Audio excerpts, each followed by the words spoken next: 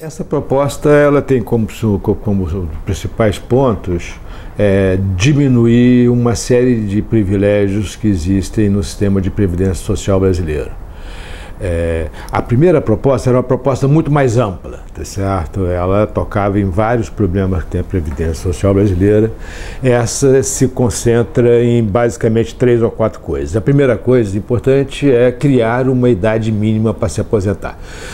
O Brasil é um dos poucos países do mundo que não tem uma idade mínima para se aposentar. As pessoas podem se aposentar com qualquer idade, desde que tenham contribuído com 35 anos se for homem ou com 30 anos se for mulher. Um funcionário público tem uma idade mínima para aposentar de 55 anos, mas o trabalhador do setor privado não tem uma idade mínima para se aposentar.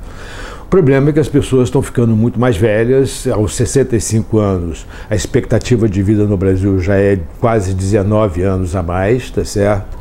Consequentemente, uma pessoa que se aposenta muito cedo, ele fica muito tempo aposentado e, consequentemente, ele não contribui com a quantidade de dinheiro suficiente para pagar a sua própria aposentadoria. Isso gera um déficit público muito grande, tá certo? Então, esse é o primeiro ponto importante. O segundo ponto importante dessa proposta é igualar o sistema de aposentadoria do setor público ao sistema de aposentadoria dos trabalhadores do setor privado. O sistema de aposentadoria dos trabalhadores do setor público chama Regime Próprio de Previdência Social, RPPS, e o regime de aposentadoria dos trabalhadores do setor privado se chama Regime Geral de Previdência Social, RGPS, tá certo? A ideia dessa proposta é que ao longo do tempo esses dois sistemas vão se igualar. O sistema do setor público, o RPPS, é bem mais generoso que o sistema do setor privado, o RGPS. Então a ideia é que as regras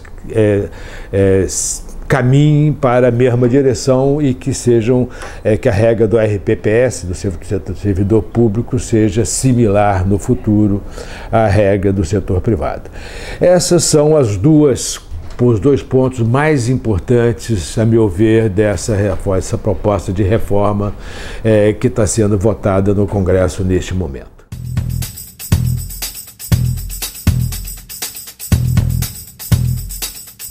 Um dos pontos mais importantes dessa reforma é o fato de que hoje um funcionário público que entrou no serviço público antes de 2003 pode se aposentar com qualquer idade e, ao se aposentar, ele tem o valor da sua aposentadoria é o último salário que ele recebeu e ele tem direito aos reajustes que são dados para os trabalhadores da ativa, os funcionários públicos da ativa normalmente, ou seja, ele tem o que se chama de paridade e integralidade, tá certo? Então ele se aposenta com o último salário que ele teve e tem todos os reajustes que são dados para os trabalhadores da ativa.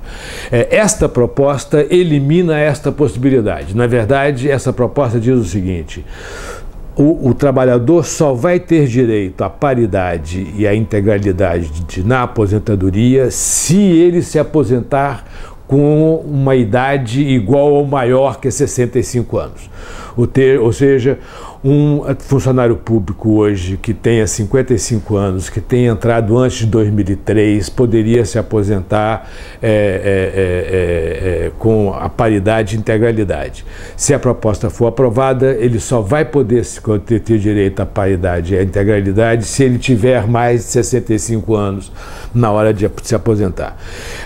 Isso faz uma diferença enorme, porque tem um grande número de funcionários públicos que entraram antes de 2003 e que estão próximos de se aposentar agora e que teriam direito à paridade e integralidade e que deveriam se aposentar com menos de 65 anos. Só para dar um exemplo bem concreto, tá certo? O ex-procurador-geral da República, Rodrigo Janot, estaria muito perto, que está em pouco mais de 50 anos, estaria muito perto de se aposentar e poderia se aposentar com paridade e integralidade se essa proposta não for aprovada. Se ela for aprovada, o procurador vai ter que esperar fazer 65 anos para poder se aposentar com paridade e integralidade. Se aposenta mais cedo, ele vai ter direito à mesma coisa que o funcionário do setor privado tem, que é se aposentar com os 80% dos maiores salários que ele contribuiu ao longo da sua vida ativa, tá certo? E não com o último salário. Como em geral você começa a trabalhar com salário mais baixo e você vai melhorando o seu salário ao longo da sua vida profissional, isso significa que os 80% maiores, a média dos 80% maiores salários é menor do que o último salário que a pessoa tem quando está trabalhando. Portanto, existe uma diferença importante aí. Essa é uma das razões pelas quais o governo está dizendo que vai acabar com os privilégios. Não vai acabar, mas vai diminuir bastante os privilégios na medida em que você está tirando os privilégios exatamente deste grupo de trabalhadores que são os funcionários públicos, principalmente os funcionários públicos de maiores salários, que efetivamente se aposentam com salários muito altos, integrais, tá certo? E muito cedo. Então, esse é um fator super importante e efetivamente vai reduzir bastante os privilégios.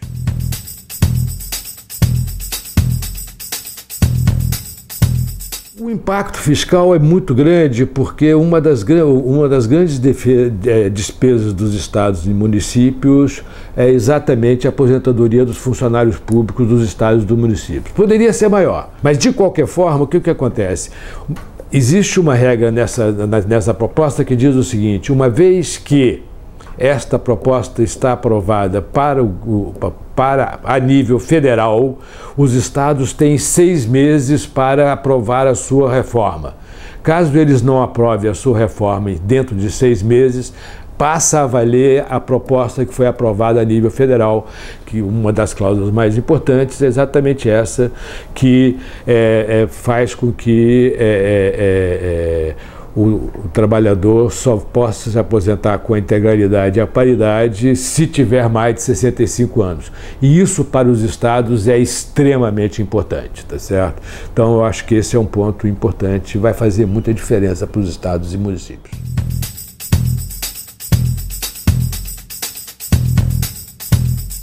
O Brasil hoje tem aproximadamente 11% da população com mais de 65 anos. Numa amostra de países da OECD, o Brasil é o 7º país mais jovem do mundo, tá certo? Desse grupo de países da OECD.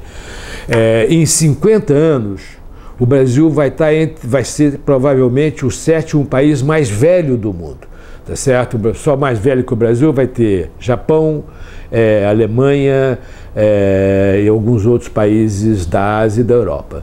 Ou seja, o Brasil está se envelhecendo, o país está envelhecendo muito rapidamente. Então hoje, quer dizer, aos 65 anos de idade, as pessoas no Brasil têm uma expectativa de vida adicional de mais 18,7 anos. E isso está aumentando. Então, daqui a 10 anos, pode ser que na trajetória que vai ser mais de 25 anos. Ora, então isso significa o seguinte: você vai ficando cada vez mais tempo aposentado, a aposentadoria vai ficando cada vez mais cara e o déficit vai aumentando cada vez mais. Então você tem duas soluções aqui: ou você aumenta imposto para pagar a aposentadoria, ou você aumenta a contribuição de quem está trabalhando para pagar para os jovens, principalmente, que quem está trabalhando para pagar a aposentadoria dos idosos, ou você aumenta a idade mínima para se aposentar, tá certo? Hoje no Brasil as pessoas se aposentam muito cedo, em média as pessoas se aposentam no Brasil com 55 anos de idade, o que é impraticável, porque aos 55 anos de idade você ainda tem mais quase 40 anos de sobrevida, você não consegue financiar esse sistema de aposentadoria. Então essa é uma razão. A outra razão é que existem outros desequilíbrios importantes que não vão ser tratados nesta reforma. Por exemplo, nós temos uma aposentadoria rural que tem um déficit de mais de 100 bilhões de reais por ano e o déficit está aumentando. Que, na verdade, existe muito pouca receita de contribuição e cada vez você tem um valor de pessoas, o número de aposentados rurais está aumentando. Isso vai ter que ser resolvido de alguma forma, tá certo? Existe o RGPS, o Sistema de Aposentadoria dos Trabalhadores do Setor Privado, tem um déficit hoje de 400 bilhões de reais por ano. E está aumentando. vai ter que resolver este problema. Ou seja, essa reforma está muito concentrada em privilégios de verdade, ou seja, nos funcionários públicos que recebem, que se aposentam muito cedo, recebem paridade, o último salário, o último salário de contribuição e a integralidade e a paridade com os trabalhadores da ativa. Existem outros dados, mas esse é um ponto importante. Nós vamos ter que resolver os outros problemas, não tem muito jeito. Nós vamos ter que resolver o problema da aposentadoria rural, nós vamos ter que resolver o problema do déficit da aposentadoria do setor privado, tá certo? E nós vamos ter que resolver um outro problema que é fundamental. O Brasil gasta hoje 14% do PIB com aposentadoria e pensão, tem 11% da sua população com mais de 65 anos. Países que gastam 14% do PIB com aposentadoria e pensões são países que têm mais de 20% da sua população com mais de 65 anos.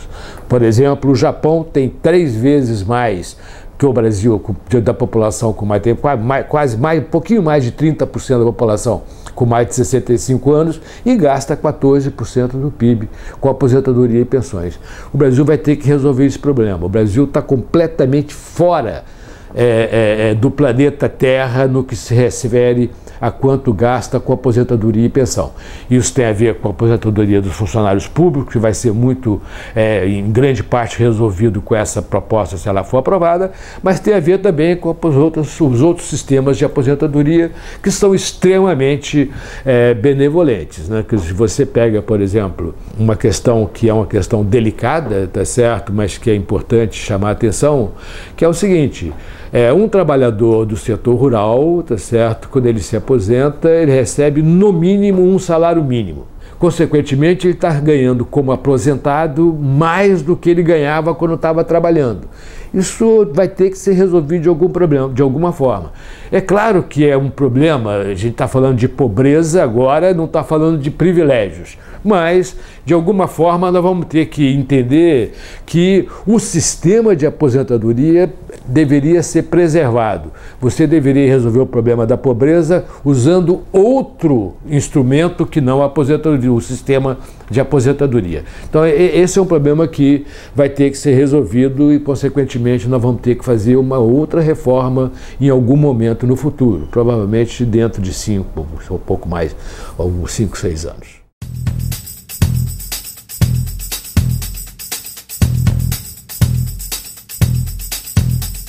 Essa proposta, quer dizer, a expectativa é que ela gere uma poupança de aproximadamente 50 bilhões de reais por ano nos próximos 10 anos. Já em 2018, se ela for aprovada agora no começo do ano, espera-se que ela consiga gerar uma poupança de alguma coisa em torno de 10 bilhões de reais. Ou seja, é uma poupança bem significativa, crescente ao longo do tempo. Em média, ela deve gerar uma poupança de 50 bilhões por ano nos próximos 10 anos, que não é pouco dinheiro, tá certo? A proposta original, e isso é 60% da proposta original. A proposta original, a expectativa é que ela geraria uma poupança de 800 bilhões de reais em 10 anos, tá certo? Ou seja, 80 bilhões de reais por ano.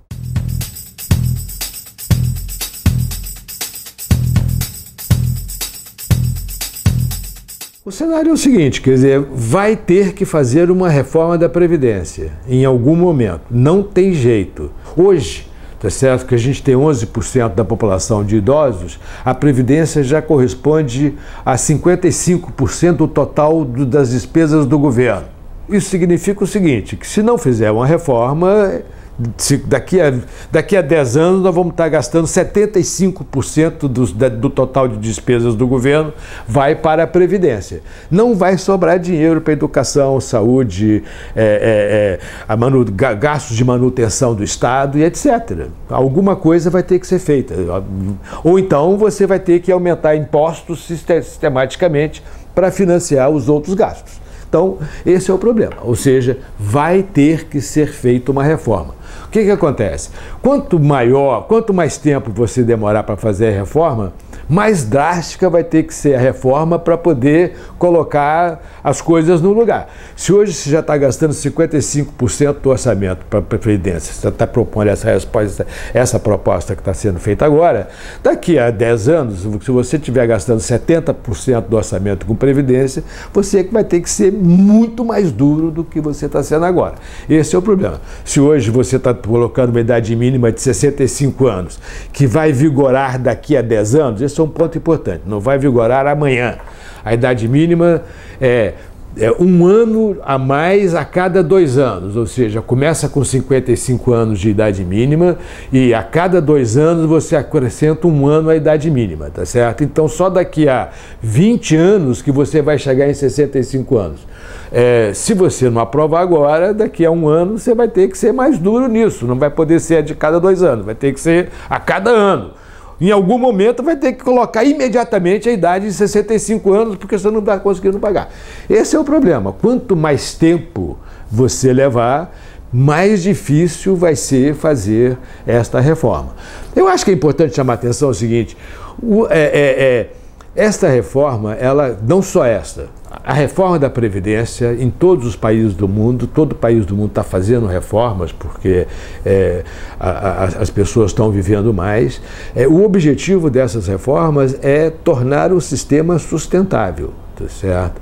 O que significa tornar o sistema sustentável? Significa basicamente 2 coisas. A primeira coisa é o seguinte, o sistema pode se tornar insustentável quando a pessoa que está trabalhando tem que contribuir com uma quantidade, uma porcentagem muito grande da sua renda para sustentar aqueles que estão aposentados, que é o que acontece hoje.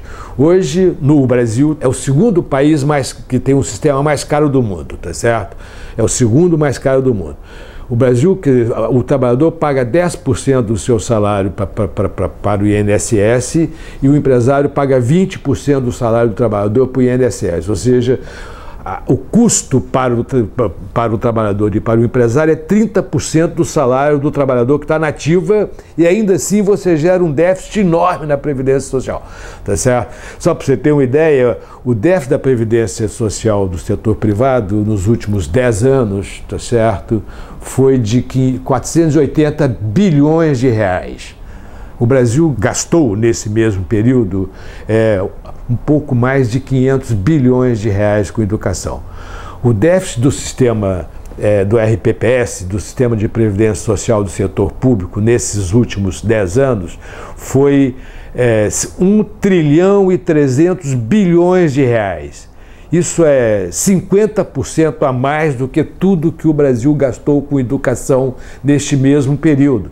Ou seja, é inacreditável, quer dizer, é o maior programa de transferência de renda de pobre para rico do mundo, porque os funcionários públicos, todos eles, estão entre os 5% mais ricos da população. Então, você está pegando dinheiro da população via imposto e transferindo para os 5% mais ricos da população. Então, a função essa reforma, ela vai... Então, essa é a primeira coisa, tornar o sistema sustentável nesse sentido, diminuir o custo para os jovens que estão trabalhando de financiar o sistema de previdência social. E a segunda coisa importante é o seguinte, em algum momento ele vai se tornar insustentável no sentido de que vai ficar impossível pagar. Vai chegar num ponto em que você vai ter que dedicar 100% do salário dos jovens para pagar a aposentadoria dos idosos. Isso não faz o menor sentido. Então, eu acho que em algum momento você vai ter que fazer, e quanto mais tempo demorar, mais dura vai ter que ser a reforma.